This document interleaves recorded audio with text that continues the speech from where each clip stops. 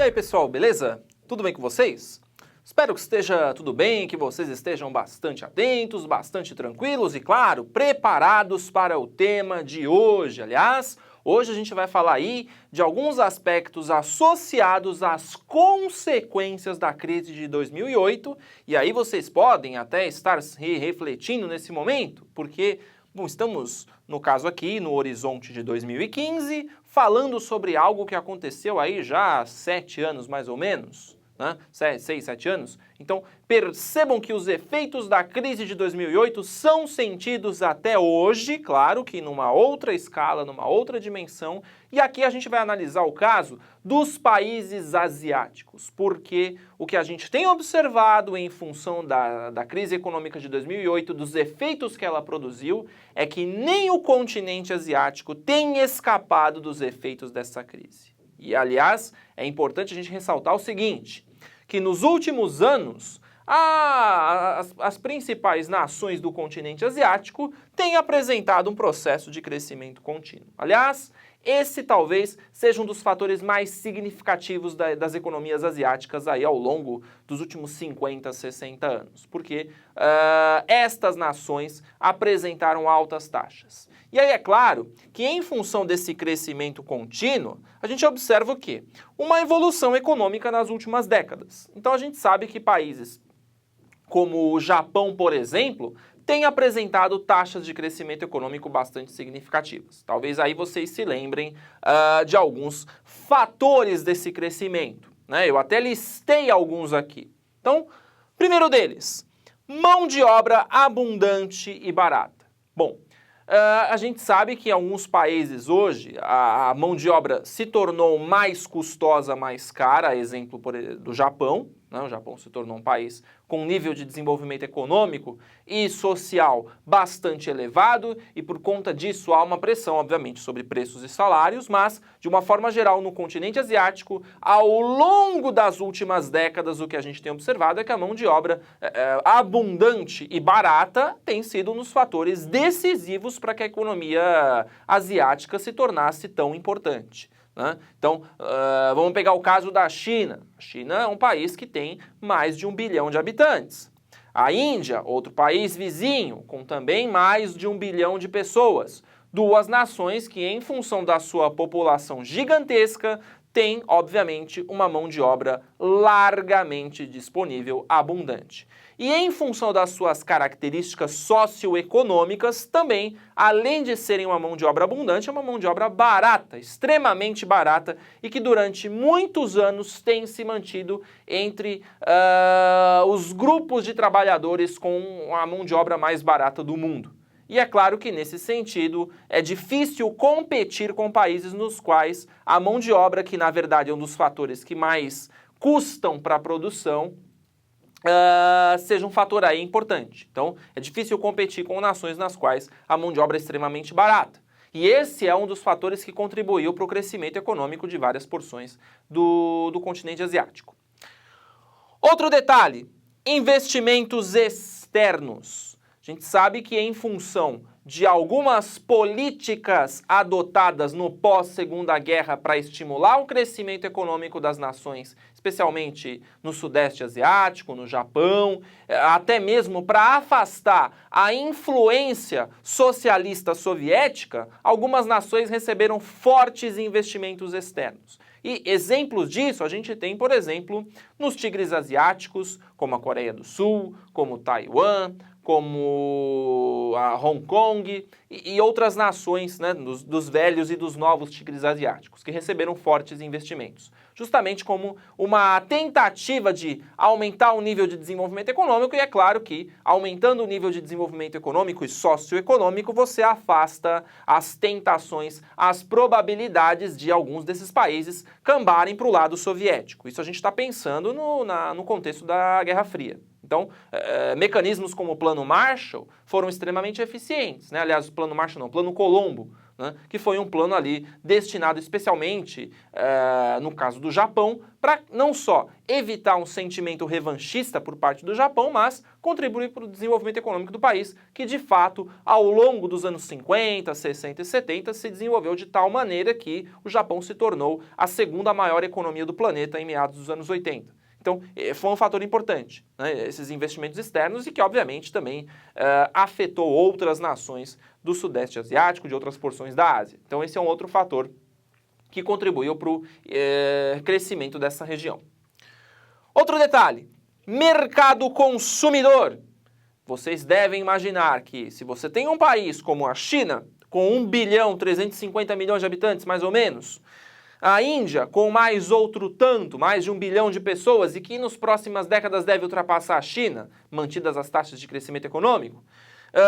Outros países extremamente populosos, como a Indonésia, como a Malásia, como o próprio Japão, tudo isso fazendo com que mais ou menos 50% de todos os seres humanos da Terra vivam no continente asiático. Então, por si só, este é um fator que forma mercado consumidor extremamente grande. E é claro que tendo um mercado consumidor tão grande, esse é um fator que contribui muito para o estabelecimento das indústrias, das atividades econômicas e, por consequência, do crescimento econômico. Você tem um mercado consumidor gigantesco, uma força de trabalho também gigantesca. Então, esse tem que ser considerado como um fator. Outro detalhe, o padrão de desenvolvimento econômico.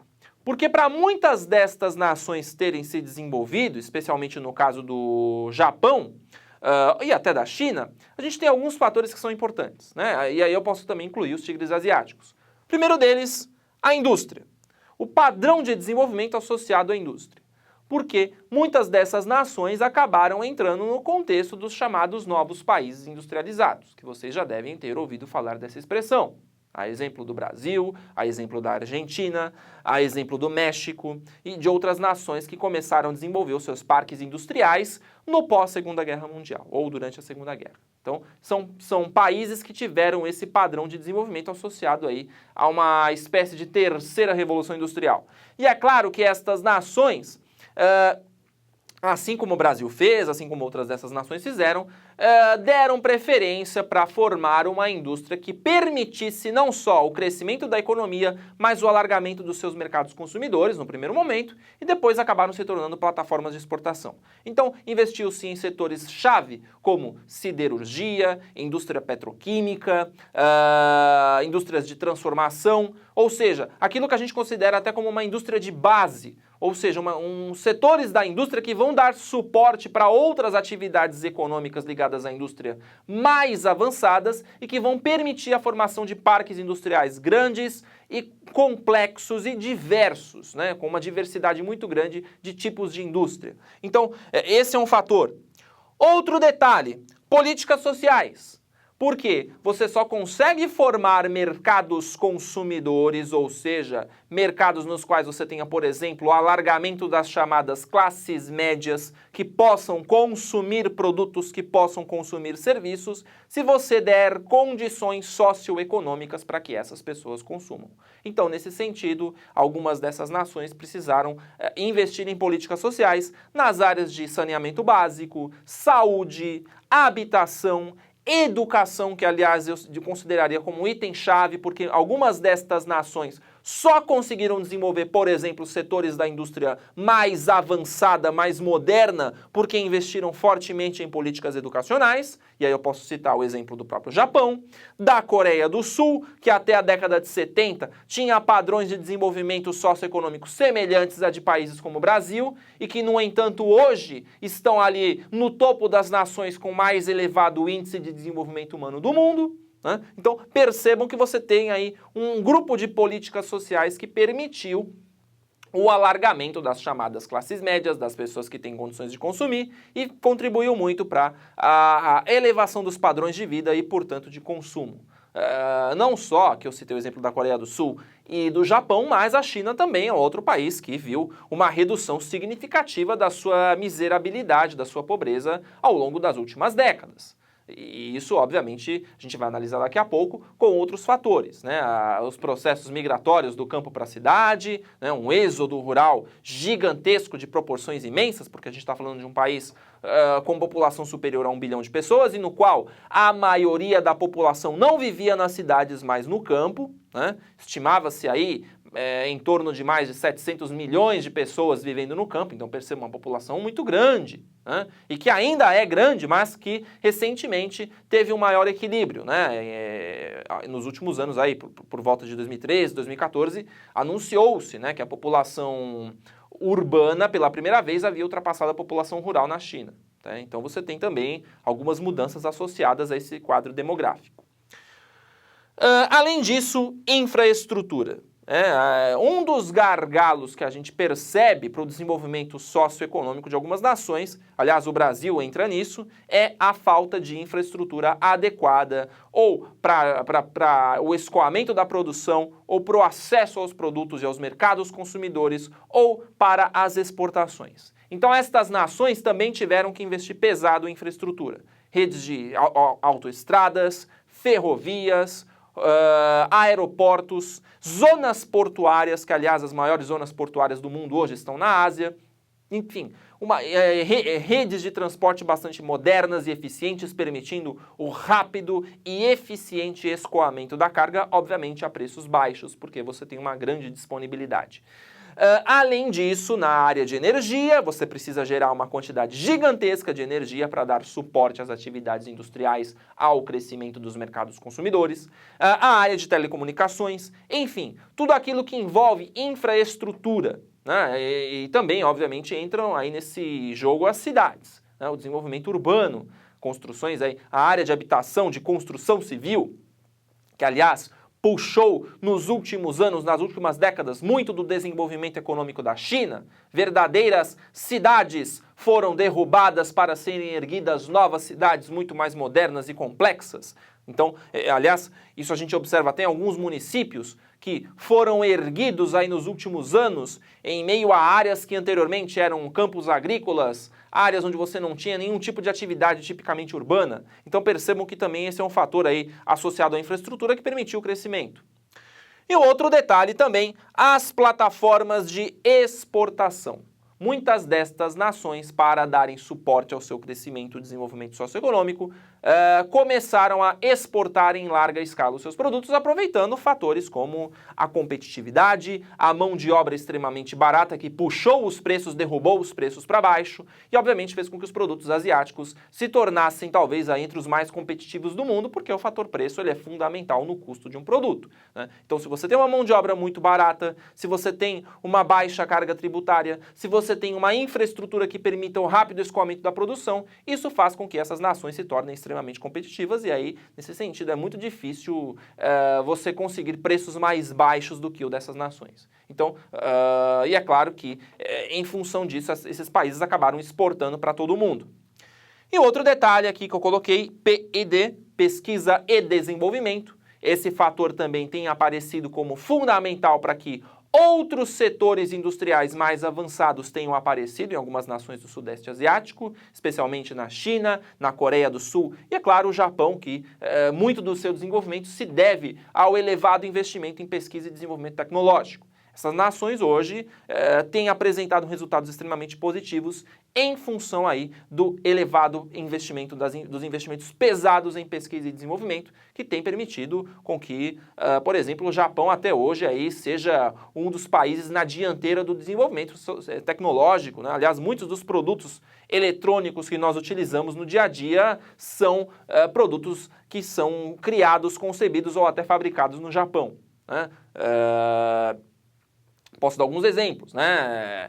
Por exemplo, as câmeras, né, que a gente usa aqui no estúdio são câmeras fabricadas, desenvolvidas no Japão, porque eles estão na dianteira mundial desse processo, né? Da mesma forma nas emissoras de televisão. Se você observar as grandes emissoras de TV aqui no Brasil, elas usam basicamente tecnologia japonesa, porque as câmeras mais avançadas do mundo nesse setor são japonesas, assim como os equipamentos que são usados em salas de edição, de produção, pós-produção, enfim. E isso vai cobrir uma série de outros setores associados à eletrônica, à alta tecnologia, né? No setor de bens de produção, que são as fábricas que fabricam produtos e máquinas para outras fábricas. Então percebam que esses fatores aí estão associados à pesquisa e o desenvolvimento tecnológico. Então, o Japão em um primeiro momento, e depois aí vem entrando cada vez mais a Coreia do Sul, a China, né, por conta desses investimentos. Aliás, recentemente a China foi a terceira nação aí a enviar uma missão espacial tripulada, né, ainda que para as camadas mais altas da atmosfera terrestre, mas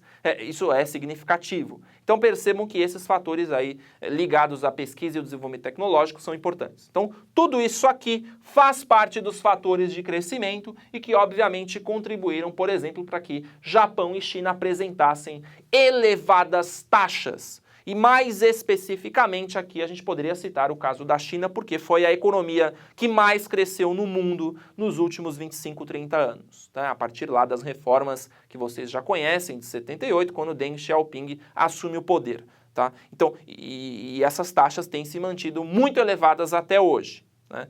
Então, essas elevadas taxas aqui são fatores fundamentais. Tá?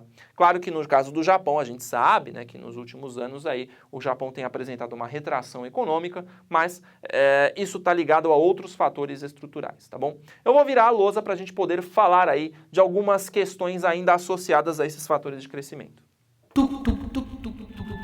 A gente falou aí um pouquinho sobre algumas questões básicas para a gente entender o porquê da Ásia ter crescido tanto, e é claro que eu levantei esses fatores para vocês, até para alguns aí pode ser uma recapitulação de tudo aquilo que a gente fala quando vai comentar de Japão, de China em outras aulas, sobre o continente asiático como um todo, mas é importante a gente relacionar todos esses fatores que eu comentei com vocês de crescimento ao peso econômico e geopolítico da Ásia hoje no mundo.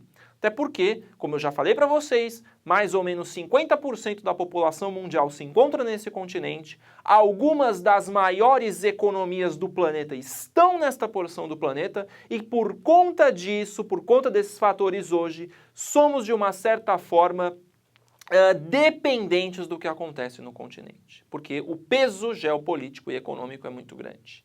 E aqui, é claro, eu vou dar mais foco ao fator China, ao que acontece no território chinês. Porque hoje a China, ela assume um papel cada vez mais importante na economia mundial.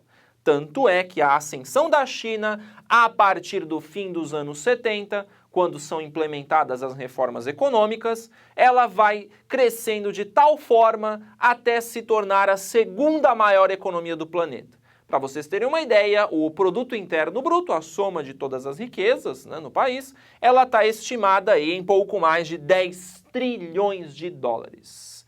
Ou seja, ela cada vez mais se aproxima da principal economia do planeta, que são os Estados Unidos. Essa diferença, que já foi muito grande até princípios dos anos 2000, vem diminuindo significativamente. Hoje, o PIB norte-americano está estimado em pouco mais de 17 trilhões. Mas essa diferença já foi muito maior. E é cada vez menor hoje essa diferença entre a economia chinesa e a economia norte-americana, claro, se estas taxas de crescimento econômico chinesa forem mantidas. Ou seja, a gente está falando de uma nação que cada vez mais vem assumindo um papel aí de destaque na economia mundial. E é claro que isso tem a ver com todos aqueles fatores que eu comentei, né? E aí a gente tem que levar em consideração também outras questões da economia chinesa que tornam uma boa parte do mundo dependente desses fatores de crescimento, já que a gente está em um universo da globalização, das economias fortemente interligadas. É claro que, assim como o que aconteceu nos Estados Unidos derivado da crise de 2008 afetou as economias globais, o que acontece na China também vai produzir impactos sobre a economia mundial. E aí a gente tem que levar em consideração algumas características que afetam até mesmo diretamente o Brasil. Primeiramente, China é uma consumidora de commodities. Vocês se lembram da expressão commodities muito provavelmente. aqueles produtos do setor primário associados à agropecuária, à mineração, à extração vegetal, né, e que também tem um valor, tem uma cotação no mercado internacional de ações. Então, por exemplo, se vocês observarem em jornais, em revistas ou mesmo em publicações especializadas, existe lá uma cotação para o boi gordo, outra para a soja, outra para o milho. Então, existe uma regulação dos preços no mercado internacional que tornaram aquilo que nós chamávamos de recursos naturais ou matérias-primas ou produtos agropecuários, ganharam esta expressão aqui, commodities, né? Uma expressão mais chique, mas que faz com que esses produtos tenham um preço, tenham uma regulação nos mercados internacionais aí, em função aí, obviamente, daquela relação de oferta e demanda. E a China é uma consumidora de commodities, aliás, uma consumidora voraz. Ela consome muito recurso natural, justamente para suportar o seu crescimento econômico. Porque por mais que a China seja uma das maiores nações do mundo em termos territoriais, só perde para o Canadá e para a Rússia, a gente ainda tem um fator aí importante que é a sua população gigantesca, é a maior do mundo. E é claro que nesse sentido, para você dar suporte ao crescimento econômico e obviamente ao crescimento das demandas dessa população, que cada vez mais vai ascendendo aquilo que a gente chama de classe média, ela vai querer obviamente consumir mais e mais produtos. E para isso a China precisa buscar recursos naturais em outras partes do mundo, uma vez que o que ela possui no seu território não dá conta desse processo. E aí é claro que as commodities acabam assumindo um papel importante, especialmente para países como os da América do Sul, incluindo aí nesse exemplo o Brasil, países do continente africano, que são grandes exportadores de commodities. Ou seja, nós criamos nesse sentido uma relação com a economia chinesa, porque hoje estamos aí entre os maiores fornecedores de produtos do setor primário para a economia chinesa. Aliás, boa parte da soja que o Brasil produz e contribuiu para colocar o Brasil, digamos aí, na liderança da produção mundial de soja, está destinado ao mercado chinês. Assim como de outros produtos aí, minério de ferro, por exemplo, o Brasil aí responde por mais ou menos 30% da demanda mundial e boa parte desse recurso vai para a China. Então percebam que o fato da China ser uma grande consumidora de commodities trouxe uma vantagem gigantesca para o Brasil, pelo fato de ser um produtor de commodities há muito tempo. Né? Nossa economia ela ainda tem essa característica, muito embora, claro, nossa indústria complexa, a venda de produtos manufaturados seja importante, mas nós ainda somos grandes exportadores de commodities. Então, nesse sentido, o fator China foi decisivo, digamos assim, para o crescimento do Brasil nos últimos anos. Porque o Brasil aí começou a vender cada vez mais commodities e, é claro, o aumento da demanda, a pressão para que a China precise consumir cada vez mais recursos naturais, claro, faz com que o Brasil seja um grande fornecedor mundial desse produto e, claro, colocou o Brasil numa posição econômica muito favorável. Outro detalhe, larga, enorme, gigantesca classe média em crescimento. Como eu já falei em outras oportunidades, qualquer porcentagem, quando a gente fala do caso chinês, assume números bastante significativos. Se eu disser, por exemplo, que apenas 10% da população chinesa realmente tem um padrão de consumo semelhante ao dos Estados Unidos ou ao da Europa em termos de renda, em termos de padrão de vida, isso significa um universo de pelo menos 150 milhões de pessoas. Mais do que a maioria dos países do mundo, excetuando-se, obviamente, os Estados Unidos. Então, percebam que qualquer taxa de crescimento aí nessas proporções faz com que a classe média seja uma porção significativa. E é claro que a tendência é que nos próximos anos esta classe média, em termos percentuais, seja maior do que 150 ou 200 milhões. Hoje já se fala num universo de mais ou menos 400 milhões de pessoas que aí já estejam ascendendo ao que a gente chama de classe média, no caso chinês. Isso significa mais do que toda a população dos Estados Unidos. Então, obviamente que isso também puxa o padrão, não só o padrão de consumo, mas a demanda por produtos, por serviços, por recursos naturais para cima. Então isso faz com que a China também precise cada vez mais buscar alternativas em outras partes do mundo para dar suporte a este mercado interno, que é muito forte. Aliás, esse é um dos fatores também que explica o crescimento chinês nos últimos anos. Ela ainda tem muita gordura para queimar, ela ainda tem muita classe média para ser formada. Então, esse é um fator aí fundamental, que tem suportado as altas taxas de crescimento econômico da China. Outro detalhe, reservas internacionais. Quando eu falo de reservas internacionais, talvez aí vocês se lembrem, se não vão ter que ver outras aulas sobre crise de 2008, porque eu explico mais ou menos o sistema de títulos do Tesouro, o sistema de reservas internacionais, mas de uma forma geral hoje, a gente tem que dizer o seguinte, né, que a China hoje tem as maiores reservas internacionais do mundo. Aliás, hoje a China é a maior, por exemplo, credora da dívida norte-americana. Ela tem mais ou menos 1 trilhão e alguma coisa, 1 trilhão e 300 bilhões, mais ou menos, em títulos do Tesouro americano.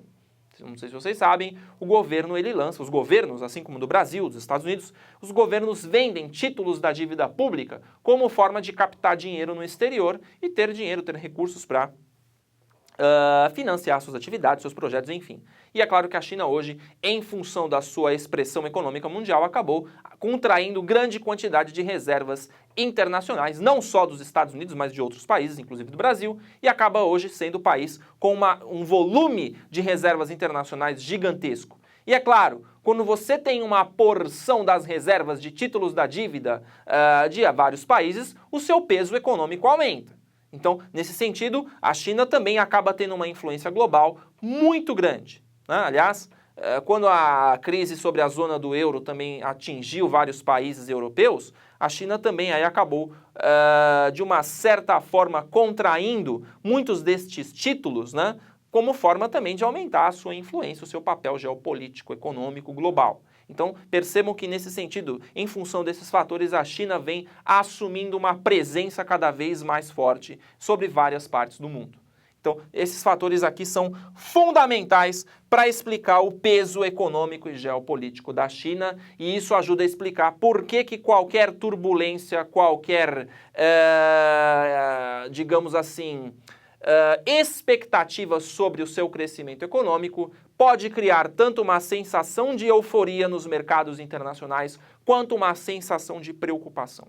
E o que a gente tem observado, especialmente de 2014 para cá, é uma desaceleração do crescimento econômico chinês. Então, se a China estava crescendo aí ao longo dos anos 80 e 90 a uma taxa igual ou superior a 10% ao ano, o que é muito alto, para vocês terem uma ideia, o Brasil, quando esteve no ápice do seu crescimento econômico no início dos anos 2000, estava ali com uma taxa de mais ou menos 7%, pouco mais de 7%, 7,5%, que é muito alta para os padrões mundiais, né? Mas a China vem se desacelerando. E aí, essas taxas que ainda são altas, né? A China desacelera de 12%, de 10% para chegar a 7%, que é ainda muito alta. A China continua crescendo, mas o ritmo de crescimento vem diminuindo. E é claro que isso vai causar preocupações gigantescas por esses e aqueles outros fatores que eu comentei anteriormente com vocês, uma vez que a China tem este peso, esta influência cada vez maior. E o que será que pode acontecer não só com a China, mas com o ambiente de negócios, com a economia global? Qual é o cenário que pode se desencadear em função da desaceleração chinesa? Então, esses são fatores que a gente precisa levantar para saber o que pode acontecer. Claro, a gente aqui não tem bola de cristal, né? Fazer previsões para o futuro não é ciência, mas a gente pode analisar alguns fatores estruturais e regionais que podem ajudar a gente a explicar o porquê da China estar se desacelerando economicamente e até saber aí qual pode ser ou quais podem ser os cenários possíveis em função dessa desaceleração, tá? Mas isto é um assunto para uma outra aula, tá bom? Espero ter ajudado vocês aí a compreender a importância do continente asiático e mais especificamente da China para a economia, para as transações, para o sistema financeiro global. E é claro, espero continuar nos vendo nas próximas oportunidades, tá bom? Até mais!